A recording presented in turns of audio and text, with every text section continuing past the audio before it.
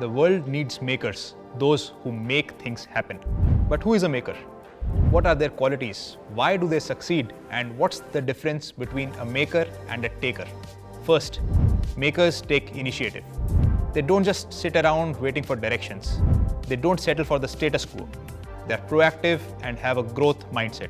Second, they create value. They find what people need and try to add value in their lives. It's not about personal benefits. It's about creating a change and making things that people need. Third, makers are fantastic at building trust and collaboration. They don't see people as transactions or competitions, but as friends and partners. Fourth, makers are fearless. They embrace challenges and find solutions. They're not looking for comfort or certainty. Their favorite hobby is problem solving. Fifth, when they face failure, they don't back down. They take ownership, learn from their mistakes, and keep going. They're not afraid of making errors because they know that that's how they'll grow and succeed.